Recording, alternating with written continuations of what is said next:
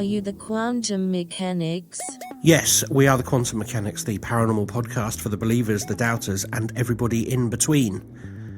You know, those are the crispest words I ever pronounce. I know. It's probably the sentence that we are best able to deliver in this whole podcast, isn't it? Yes, because like most people, I tend to get lazy, and I try not to do it on the podcast, but, you know, you can drop your T's and forget your R's, but you can't in that opening sentence because the first thing everybody hears.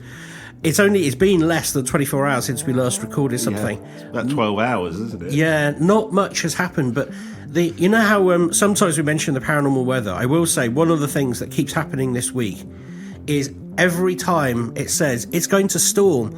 And literally the local Met Office, the London Met Office that covers the country, the Met Office, they've issued storm warnings so many times this week.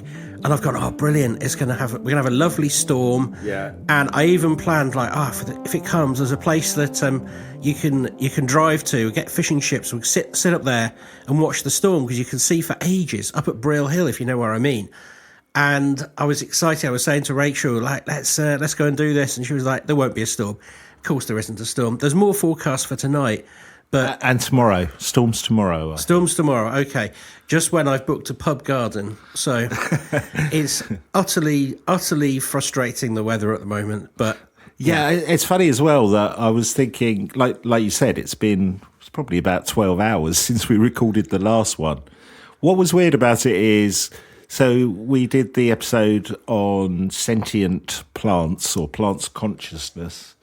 And this morning, my partner said to me, oh, by the way, there's a couple of gardeners arriving today, which I thought was quite ironic. And they've not shown up. So are they electronic gardeners? Well, maybe, because they've not arrived. So maybe their internal clocks have not been set. Just in my head, R2-D2 and C-3PO are turning up. Well, maybe in another universe they did turn up. Do I spot a segue? Of sorts. Of sorts. So in 2021, I did look this up. I couldn't believe it was that long ago. We did an episode on whether we might live in a simulated reality. Can you believe that was 2021? I can't, but that is, 3 years ago. Yeah, this was off the back of the work of Nick Bostrom, I think. Indeed, yes. Yeah, and in that episode, we mentioned some big thinkers of our time who thought there was a strong possibility that we did live in a simulated reality. That I remember included Neil deGrasse Tyson, a little bit earlier, Nikola Tesla had some belief about it, and of course, quite famously, Elon Musk. Now, we also looked at mathematical equations that not just suggest that we are, but conclude that mathematically it would be ridiculous to believe that we live in the real world and not a simulation. And in that episode, as you said, we focused on the academic paper by Nick Bostrom that proposed that if we did live in a simulated reality, it would be a historical simulation, perhaps used as a learning tool by future generations. In that scenario, I guess not only would we be living in a simulation, but also in the past, really. Yeah. Think of it that way. Today, I wanted to look at the work and writing of a wider scientific community on the subject, because we were quite focused on that one paper the last time we did it. I don't know about what you think, but the possibility that this world that we live in is nothing but some kind of computer simulation, in my research, it seems to be shifting from a more of a philosophical discussion into more of a scientific one. So I thought it was worth updating and doing some more on it. Yeah. The clickbait part of me wanted to use the word, we're going to look at facts that prove we live in a simulation. The word prove is doing a lot of heavy lifting. And facts as well. Yeah, so right, okay. I thought, let's be a bit more balanced and say theories that suggest we could live in a simulation. Okay. Let's start with an article in Scientific American. We've been doing a lot of them lately, haven't we? Yeah, they're a rich source. Well, this article is by someone called Frode Kahn, and he's definitely gone for the clickbait title. The title of the paper is called Confirmed, ! We live in a simulation.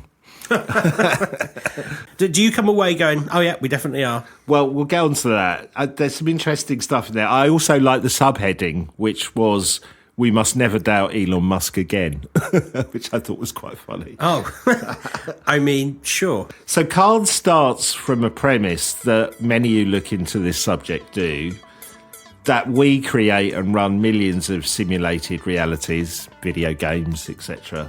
So the odds that we are the base reality and not a simulation is pretty remote. We've kind of been into those equations before. Yeah.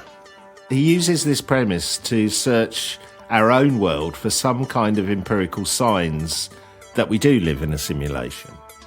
He says, to understand if we live in a simulation, we need to start by looking at the fact that we already have computers running all kinds of simulations for lower level intelligence or algorithms.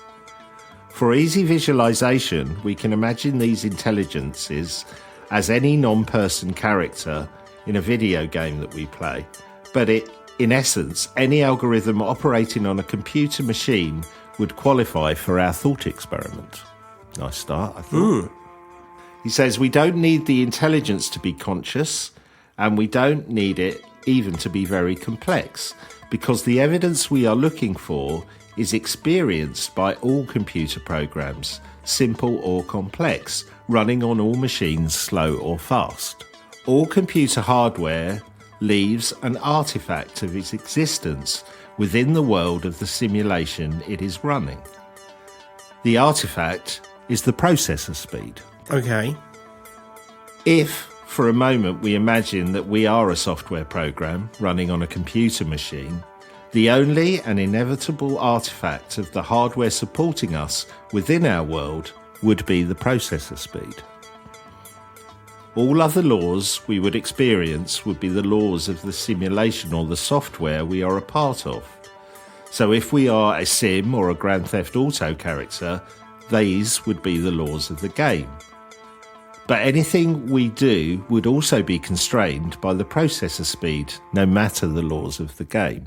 No matter how complicated the simulation is, the processor speed would intervene in the operation of the simulation.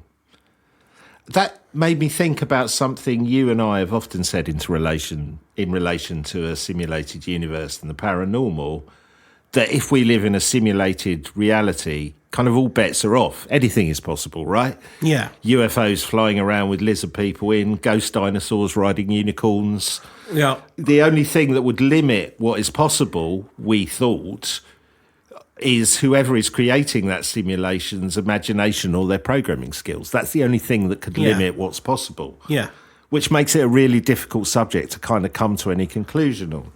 It does. And that processor thing as well, I find that's just assuming that everyone has invented computers with a processor and not... Correct. And I suppose quantum computers do have processors, but even so, I think we're probably getting to a point where, maybe that isn't... I don't know. It feels like that's an odd thing to put into an equation. That's like saying, you could only invent a car if you'd thought of the wheel. And it's not exactly that, but you know where I'm coming from. Yeah. No, I know exactly where you're coming from. Interestingly, we'll come onto it in a second, he does think he's found signs of the processing speed. Is this about the speed with which visuals can be produced? As sort of like I'm going slowly because I can't think of the word.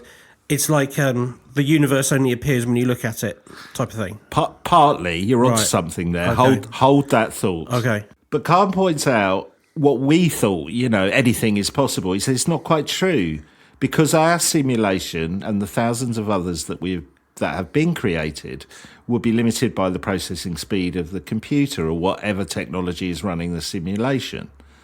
This limitation could provide us with a sign, or an artifact as he describes it, that we do indeed live in a simulation. In fact, it might be the only fact that we could realistically conclude is real. Basically, anything that happens in our world could be created by the simulation. However, the simulation cannot work properly past the processing speed of the computer, is what he's saying. Okay. And you're right, he's making an assumption that this thing runs on what we understand to be a computer or something similar. He goes on to make a good point about perception here. He says, if you ask a human a maths question, so, for example, if I asked you, Ben, to subtract 7,862,345 from 6,347,111, it will take you more time to work out the answer to that question than if I asked you what is 2 minus 1. Absolutely, it would.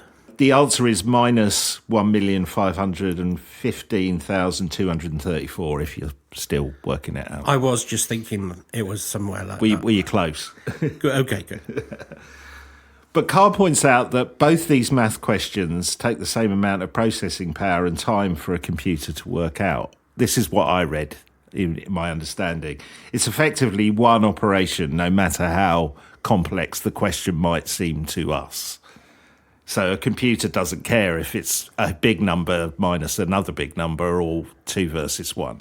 It's only when the computer reaches its limits of processing ability that we notice a difference in its ability to process the information.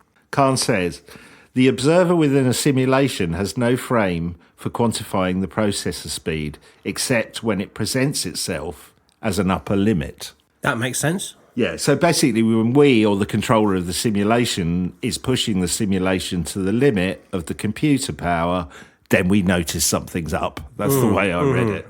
Kahn describes these signs or strains, let's say, as the artifact. He goes on to say, if we live in a simulation, then our universe should also have such an artifact. We can now begin to articulate some properties of this artifact that would help us in our search for an artifact in our universe. The artifact is an additional component of every operation that is unaffected by the magnitude of variables being operated upon and is irrelevant within the simulated reality until a maximum variable size is observed. Basically, he's saying we don't know it exists or has a limit until we reach those limits. And then for us in the simulation, it's only then that we would notice something strange or limited in our simulation. The artifact presents itself in the simulated world at the upper limit, so when it's pushed to its limits. The artifact cannot be explained by underlying mechanistic laws of the simulated universe. It has to be accepted as an assumption or given within the operating laws of the simulated universe. The effect of the artifact or the anomaly is absolute, no exceptions, which I guess he's saying the processor can't work harder than its maximum. It's just not possible. Yeah. Here's where he comes for his big reveal. Right. Now that we have some defining features of the artifact, of course it becomes clear what the artifact manifests itself as within our universe. For us, in our universe, the artifact or sign is manifested as the speed of light. Aha, that's interesting. Now, there is some evidence that the speed of light has changed as well. Yes. Yeah, he believes the upper limit of the processing speed of our simulation is the speed of light. Gosh, that's literally, yeah, I've got to think about that for a minute. This helps us arrive at an interesting observation about the nature of space in our universe, he says.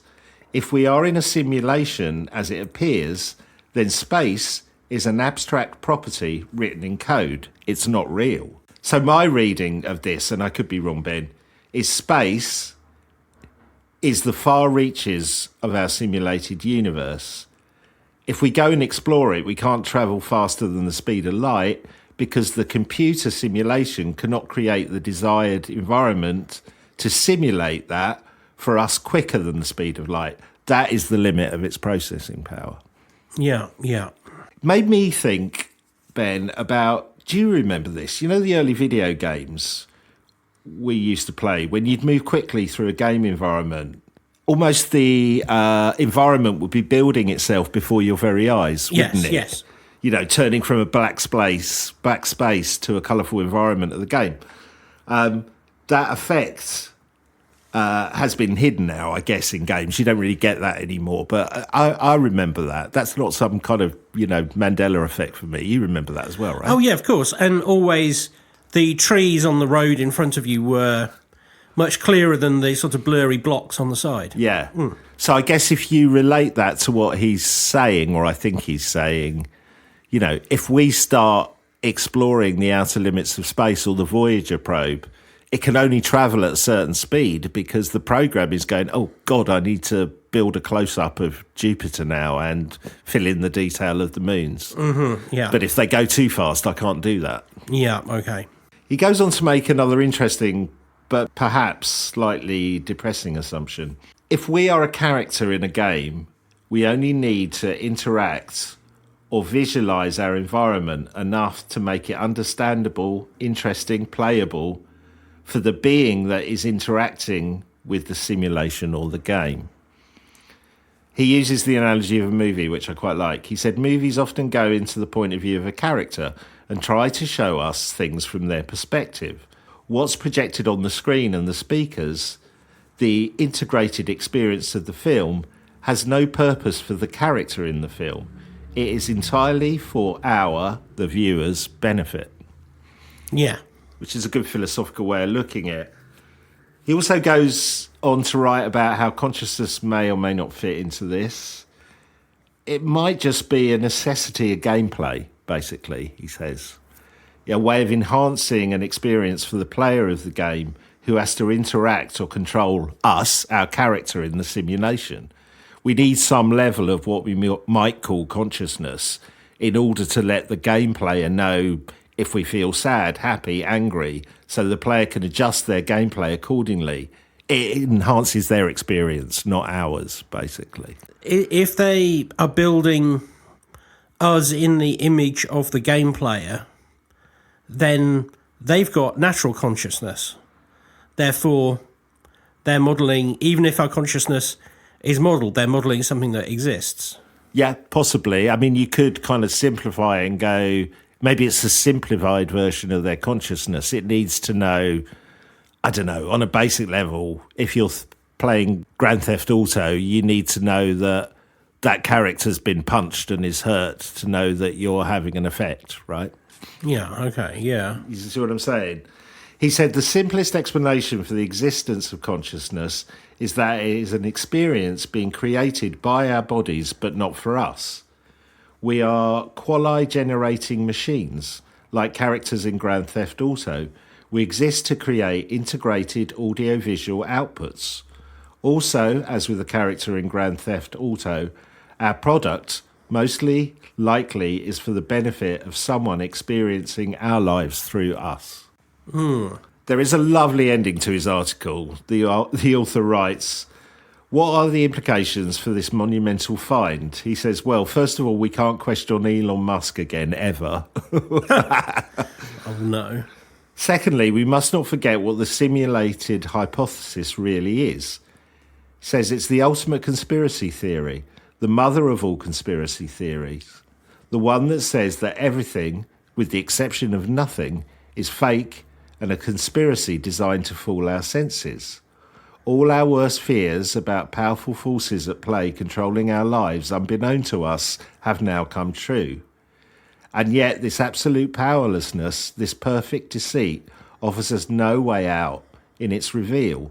All we can do is come to terms with the reality of the simulation and make of it what we can here on Earth in this life. That's not something you'd put in a birthday card. Yeah. Surprise! Yeah. I don't like that idea.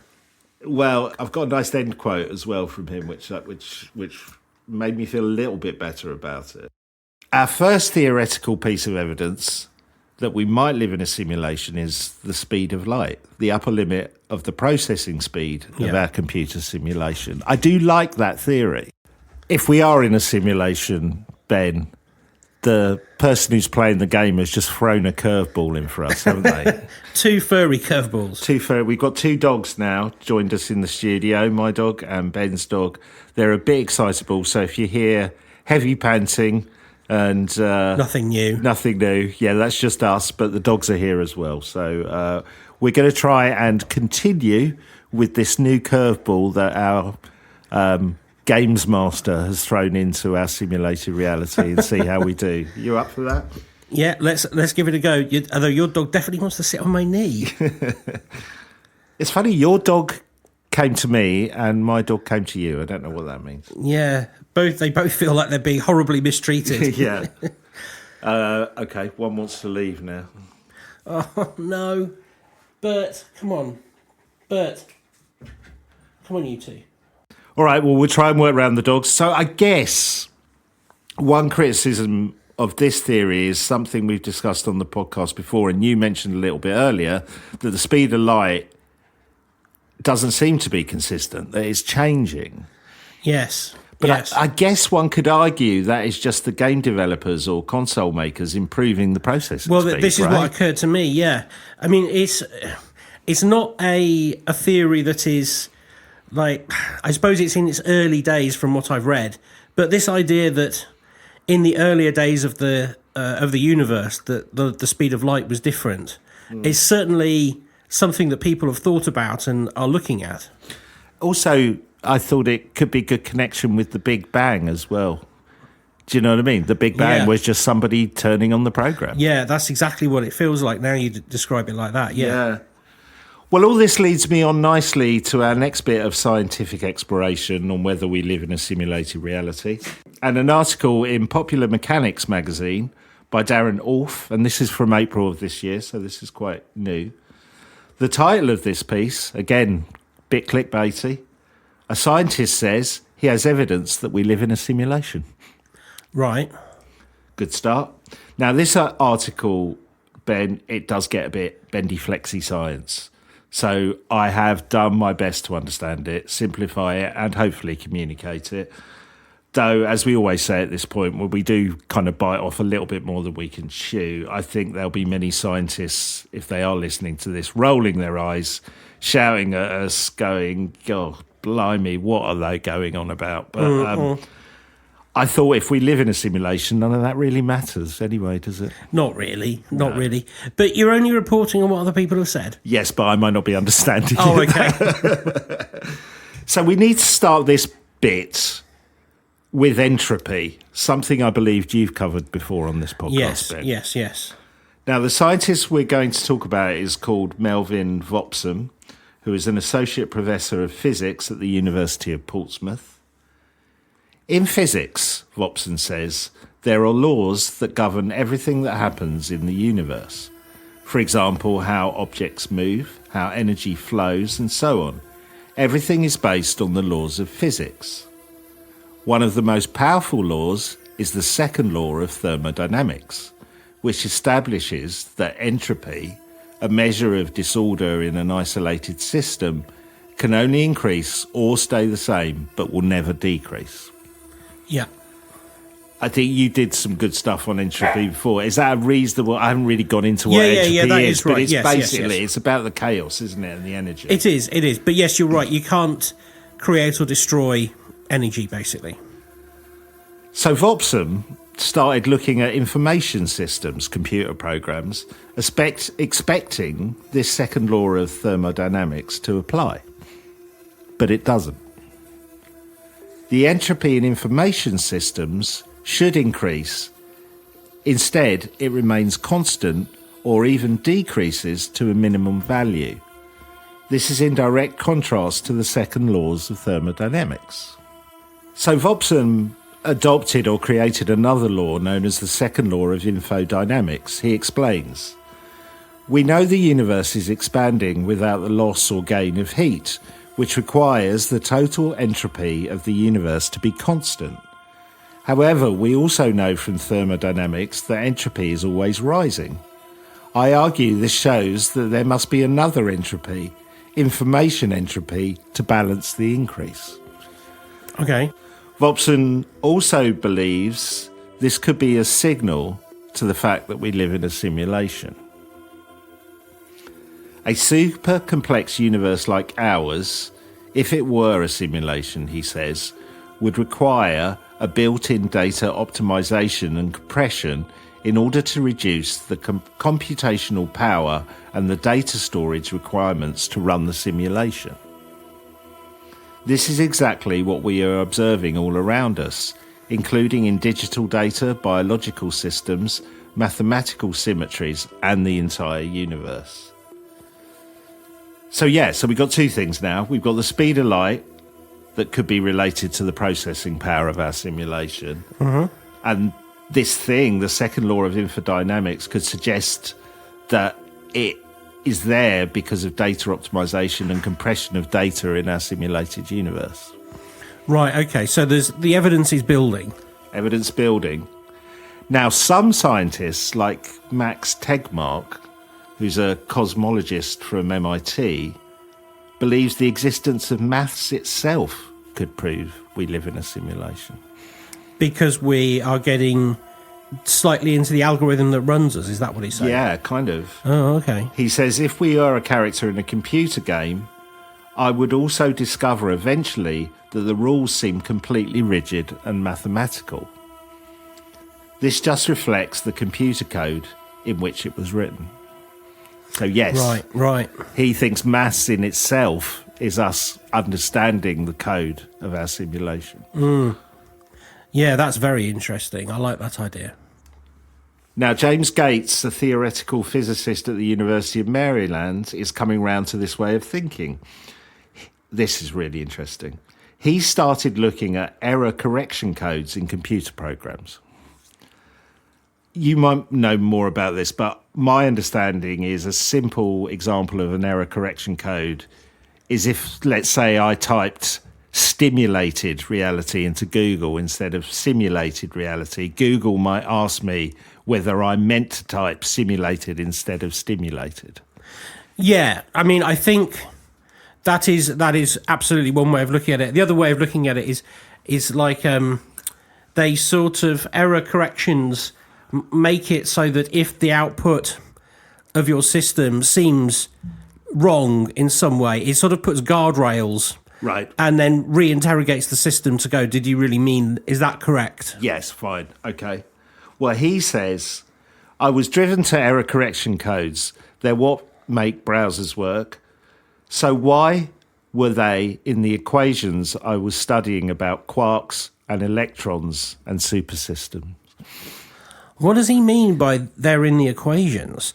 Like when he boils down an equation to describe a quark, it has error correction. Error correction code in it, yeah. Wow.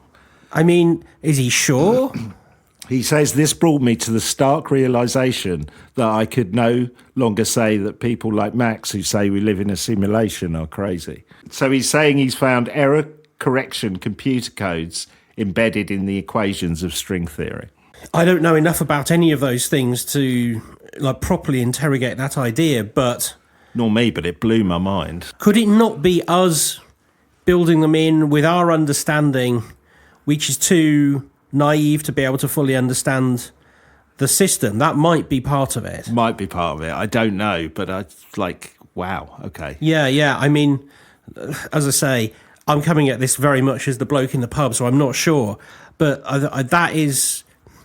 I mean, that's almost like the smoking gun, if that's real. Yeah, well, I've got another slight smoking gun coming up in a second. I moved on to something... So they're the more academic papers, which, like I said, I've not got... I mean, you know what it's like going through those papers with all those equations. It's like most of this is going over my head, but I think I've got a grasp of it. But again, anybody out there who has got more knowledge than me, which is probably 95% of everyone listening, let us know.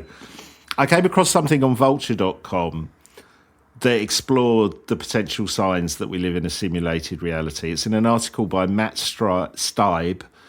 The title is 15 Irrefutable Reasons Why We Might Be Living in a Simulation. Irrefutable. Yeah. Now, some of these, I have to say, are... Refutable? Yes. And... a little woo-woo for me, but we'll see what you think. I'll just run through the 15.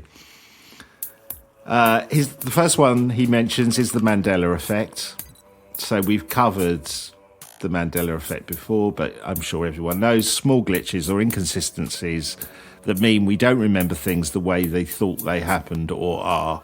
I know it's probably one of the most disprovable, but I always think of C-3PO in Star Wars having one silver leg, and I know there's good reasons why we never noticed that, but it's things like that, misspellings, people going, hold on, that line of dialogue was something different, I'm sure.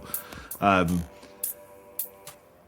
guess that's used as number one because they're saying, that's glitches in the system or coding that's been corrected for some reason. I'm not sure about that. Number 2 is that we haven't found alien life, I guess, depending on your point of view. Could this be because they do not exist in our simulation? And as we previously discussed, this could be because space is an empty void at the edge of our simulation that keeps us confined within the simulation. So there is, that's almost going back to, Middle Ages, isn't it? There is nothing outside of our solar system, maybe nothing outside of our planet. It's all illusionary. Right. Yeah. Number 3 involves something that we're a little obsessed with on this podcast, the double slit experiment. Yes, very much so. So, in physics' famous double slit experiment, electrons are fired at a photosensitive screen through slits in a copper plate, usually producing an interference pattern that indicates wave-like behaviour. But when the same experiment is conducted under observation, i.e. we're watching it or we've got a camera on it, electrons behave like particles, not waves, and there's no interference pattern. And nobody quite knows why that is. Now, some have taken this to mean our simulation is conserving its resources and rendering certain things only when we know that we're looking at them. Yes, that's what I was alluding to earlier. I can't remember the name of that device, but that. And that was because I know whenever we talk about the dual slit or the double slit experiment, we just go, it's just so mind-blowing. But when you consider it in the context that we live in a simulation, it doesn't feel as mind-blowing. It kind of makes sense, doesn't it? It's back to those early computer games we were talking about, where the terrain would be blank or dark, and then as you approach it, the detail would start to be filled in. It's the same principle, isn't it? Yes. The computer rendered the environment when it was needed. It wasn't there all the time. It's a neat explanation for observer theory. The computer or the electron only decides what they are when they are needed. I was thinking of that in terms of Schrodinger's cat as well. It kind of changes Schrodinger's cat. The concept of Schrodinger's cat is the cat's in the box and it's both alive and dead at the same time. Yes, in a super state, yes. But actually, if you could look at it as it doesn't exist at all until you open the box. Yeah, absolutely. It's nothing. It's nothing. Yeah, and I was reading this relates to it, there's some scientist who is looking at the double slit experiment in a different way, saying that if it's unobserved, do you get the effect at all? So that is exactly what you're saying there, is like right. the absence of a result would prove a simulation. Now, I don't know how he's going to do that, because even any electronic measurement is an observation. So the article I was reading didn't explain how he was going to do that experiment. Yeah, possible to kind of know, isn't it? Because in a way, you could argue that the double slit experiment gives you different results because it is an error in the code as well. Yes, completely, yeah. Well, this one will blow your mind, a bit like the error correction codes.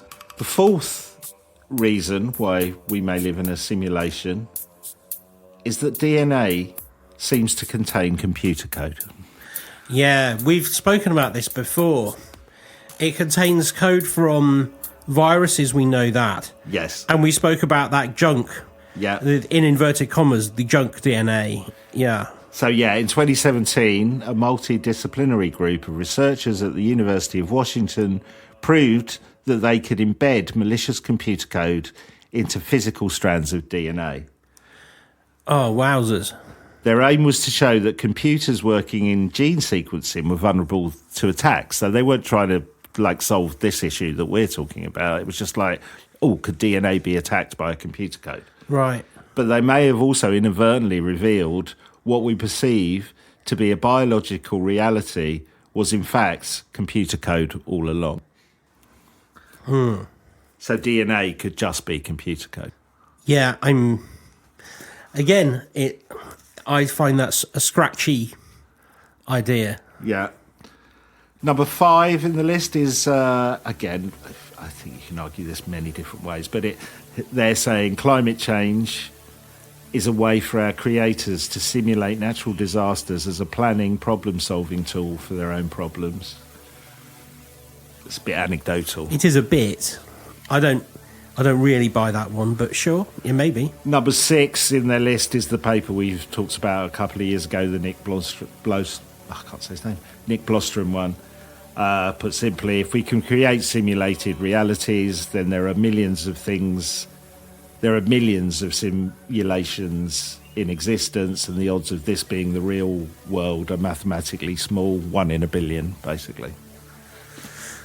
Yeah. Number 7 is a little weak as well, I thought. It goes into unlikely things happening, and the article mentions everything from Trump becoming president to Brexit, and kind of says all their glitches in the code. But, that's a bit weak, I think. Yeah. Number 8 is one we mentioned earlier, James Gates' findings of computer code in string theory equations. Number 9 is another one we've mentioned. The laws of mathematics prove the world is a computer-coded place. This one's interesting, I think. Number 10, the fact that the Earth exists in a Goldilocks zone, which is just perfect for life, is a mathematical anomaly that can only be explained by our simulated reality. And it made me think as well, and I'll throw this one in, about the moon being the right size and distance from the sun to create a perfect eclipse. I'm going to throw that one into the mix as well, because again, that's a mathematical anomaly of sorts. Yeah, it is. 12, they go into the paranormal. This seems like our 12. Is the existence of ghosts. The paranormal is either a glitch, literally ghost code, or part of our simulation. Oh, I'm inclined to believe glitch, yeah. 13 is we already know what the bricks of our matrix are. This gets a bit bendy science. According to simulation believers, we may have already found the pixel-sized building blocks of the universe, the Planck length, the point at which our concept of gravity and space-time no longer apply. If our world is a simulation, the Planck length would be the equivalent to 1 bit of information or a pixel. Right, okay, yeah. Yeah, that's been mentioned before, because that also sort of relates to the speed of light in a way. Yeah, it's kind of connected, isn't it? Yeah. Yeah.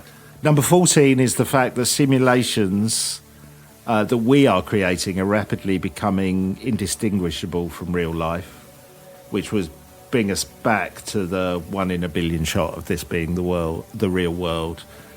Although I have a problem with that is, if we lived in a simulation, that wouldn't matter to us, would it? Because our reality would be our reality. We don't go, it's not like we're sitting here going, hey, Ben, you're looking a bit sharper today than you were yesterday. You know what I mean? And 15, the final one, is Yanni versus Laurel. I don't know if you remember these. Again, I'm not sure about this. So if we go back to 2015, they say, when the world flipped out because we all looked at the same photo and some of us saw a blue dress while others saw a gold dress. Or the Yanni Laurel fiasco of 2018, people hearing the same piece of audio very, very differently. So again, it was people argued about what the audio thing said. I don't remember this. I do remember that, yeah. There was also one they mentioned, less explosive blue, gold, white flip-flop debate of 2016. He says, say what you will about pitch and volume and colour saturations, these controversies make one thing clear. Each of our lives in our world, what we perceive as reality is in fact partly a simulated creation of our brains, using our past experience to help us process the fragments of data that we are receiving. Yeah, okay. I find that one, again, a little bit of a leap. But yeah, I agree. That dress thing happens to me almost every day when, I say to my partner, I really like that red sofa in that shop. And she goes, what red sofa? That one? Like, it's brown. Right. Like, no, it's nice red. It's definitely brown. That happens all the time to me. We're going to have to take you back to the computer coder and get you redone.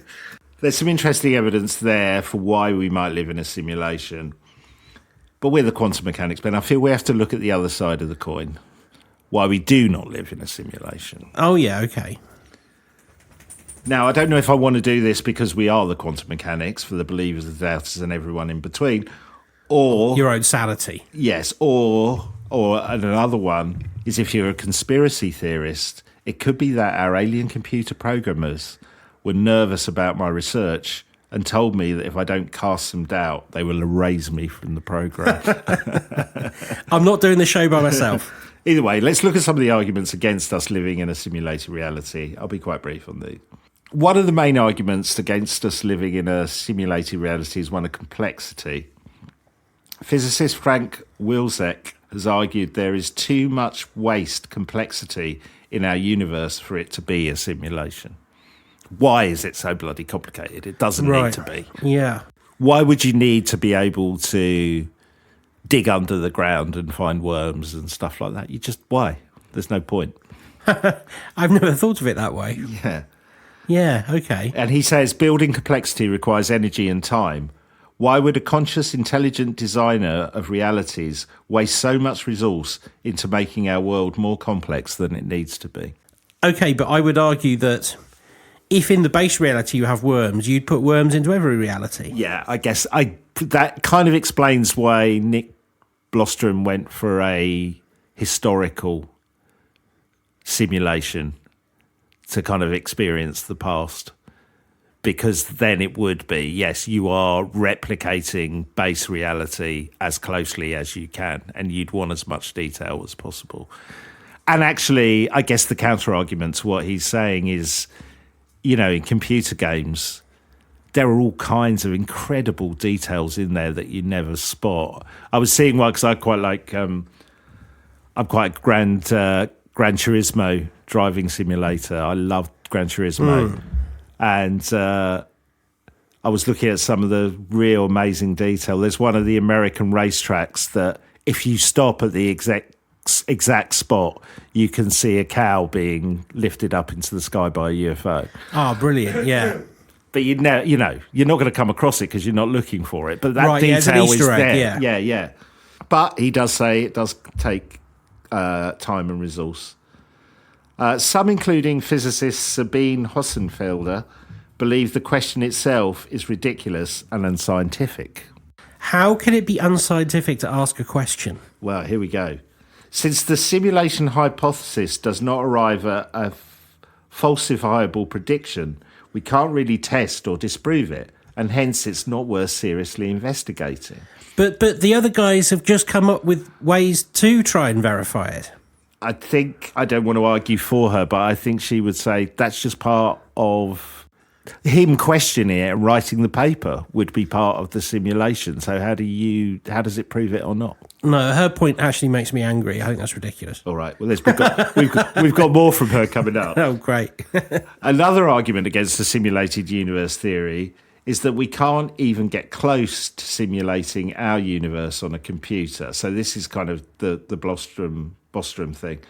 Well, scientists have discovered that it's impossible to model the physics of our universe or even the biggest computer, which puts into question Nick Bostrom's premise about the fact that we have created simulation leads to a conclusion that we are part of one. I guess this argument is that we can't even get close to creating simulations that are anywhere near the complexity of our universe. So it puts into question Nick Bostrom's starting point, basically. Mm-hmm. Yeah, okay. Although it's an advanced race. I mean, is it unscientific to look at UAPs who have got technology that we can't even imagine how they get there? I don't know. I'm not buying that argument either. Well, another view by theoretical physicists Zohar Ringel and Dmitry Kozrinshin, I hope I've got your name right, from the University of Oxford and the Hebrew University in Israel, applied Monte Carlo simulations. These are computations used to generate probabilities, to quantum objects moving through various dimensions, and found that classical systems cannot create the mathematics necessary to describe quantum systems. So we can't, again, I think this is another one of, we can't create these things in a simulation. So we're not even close to that, I think, is what they're saying there. That's a speed of processor problem. Yeah. It is. But just because we can't do it from the inside out doesn't mean you can't do it from the outside in. Yeah. And again, I think it's countered by the fact, well, actually, it looks like there is some computer code in some of the equations for quantum mechanics and, string theory and stuff. So you can do that. We'll get back to your friend, the article I found by physicist Sabine Hossenfelder. She reinforces her view that the theory of a simulated universe is not based in science. So this article was published in Big Think magazine and is titled, "Why the Simulated Hypothesis is Pseudoscience." I could feel the red mist. Yeah, well, wait until you hear what she's got to say. All right. They say, the controversial bit about the simulation hypothesis is that it assumes there is another level of reality where someone or something controls what we believe are the laws of nature or even interferes with those laws. That's the theory, yes. The belief is an omniscient being that can interfere with the laws of nature, but for some reason remains hidden from us, is the common element of monotheistic religions. But those who believe in the simulation hypothesis argue they arrived at their belief by reason, not faith.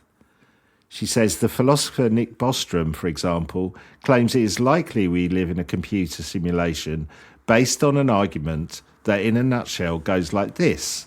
If there are A, many civilizations, and these civilizations, B, build computers that run simulations of conscious beings, then C, there are more and more simulated consciousness beings than real ones, so we are likely to live in a simulation. First of all, it could be that one or both of these premises is wrong. Maybe there aren't any other civilizations, or they aren't interested in simulations. This wouldn't make the argument wrong, of course, it would just mean that the conclusion can't be drawn. But I will leave aside the possibility that one of the premises is wrong, because really I don't think we have good evidence for one side or the other. The point I have seen people criticise most frequently about Bostrom's argument is that he just assumes it's possible to simulate human-like consciousness. We don't actually know that this is possible. However, in this case, it would require an explanation to assume that it is not possible. That's because, for all we currently know, consciousness is simply a property of certain systems that process large amounts of information. The problematic part of Bostrom's argument is that he assumes it's possible to reproduce all our observations using not only natural laws that physicists have confirmed to extremely high precision, but using a different underlying algorithm which the programming is running. I don't think that's what Bostrom meant to do, but it's what he did. He implicitly claims that it's easy to reproduce the foundations of physics with something else, but nobody presently knows how to reproduce general relativity and the standard model of particle physics from a computer algorithm running on some sort of machine. She's completely missed the point. Let me finish and then we can go on to that. You can approximate the laws that we know with a computer simulation. We do this all the time. But that was how nature actually works. We can see the difference.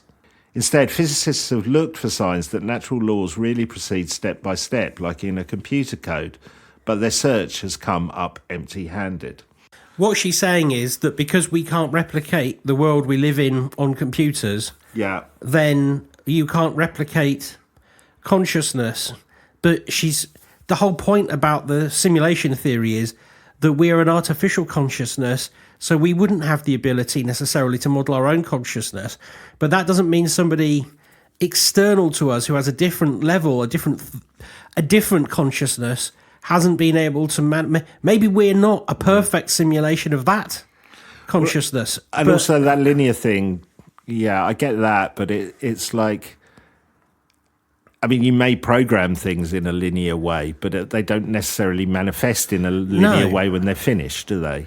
No, I think what she's trying to say is that people are sort of applying a religion aspect to this, and I don't think that is what they're doing. I think what they're doing is saying, what is the nature of reality? And that is just one argument. I see nothing unscientific. I mean, it's philosophical as well, of course. You know, that's obviously Nick's job. But there is nothing unscientific about saying, if we're a simulation, can we look for signs of it? There's nothing unscientific to say, let's show that we're not in a simulation. But the truth is, our consciousness probably doesn't understand what baseline reality is anyway. Yeah, I mean, her conclusion is, my issue with the simulated hypothesis is those who believe in it make, maybe unknowingly, really big assumptions about what natural laws can be reproduced with computer simulations, and they don't explain how this is supposed to work. By finding alternative explanations that match all our observation to high precision is really difficult. The simulated hypothesis, therefore, just isn't a serious scientific argument. This doesn't mean it's wrong, but it means you have to believe it because you have faith, not because you have logic on your side. It's kind of what you're saying, isn't it? She's saying there is an element of almost semi-religious faith in it. Nick Bostrom's paper, he wasn't saying this is fact. This was him speculating as a philosopher. Yeah. There's nobody going around going, we live in a simulation, and by golly, that's the only thing that I believe in, and those people who are controlling us, I call them the floopioids, and oh my God, those floopioids are so good at doing science. No one ever says that. Everyone says, how, why is the speed of light the speed of light? Could it be because it's a process of speed? That is a very, very valid thought process. Yeah. Very valid. I wondered then when you mentioned the floopioids, I thought the ceiling was going to kind of come apart and a ray of light would come down and go, ta-da, you've completed the game. I love the floopioids. They're the greatest. So conclusion, Ben. What do we conclude from the evidence for and against? Well, like many questions I guess we've tackled on this podcast, there is no answer. Some physicists conclude we will never definitely prove whether we are or are not living in a simulation, simply because the evidence we collect could be or is likely to be simulated. With that in mind, I wanted to end with a lovely quote and some advice from Max Tegmark about the possibility we live in a simulation. He says, "My advice is to go out and do really interesting things so the simulators don't shut you down."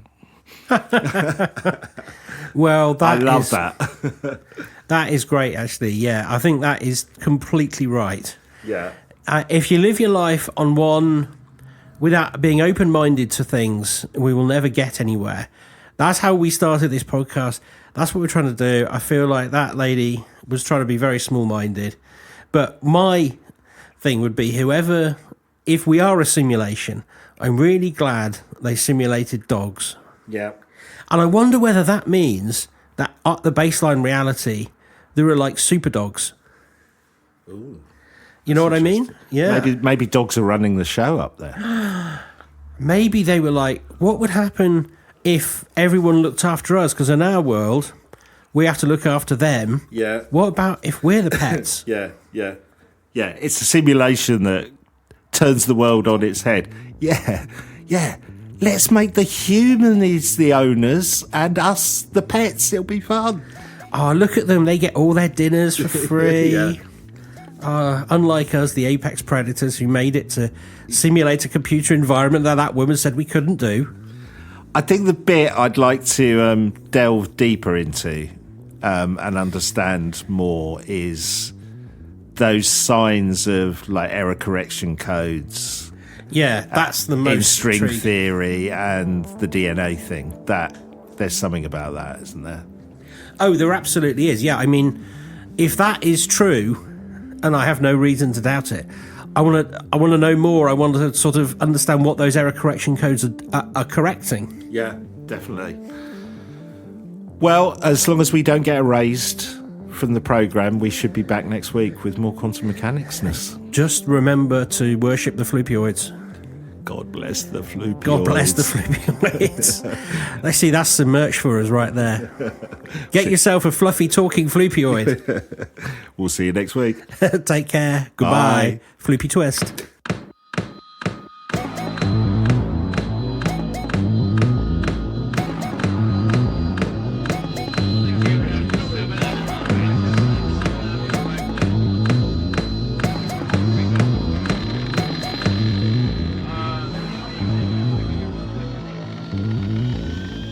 Are you the quantum mechanics?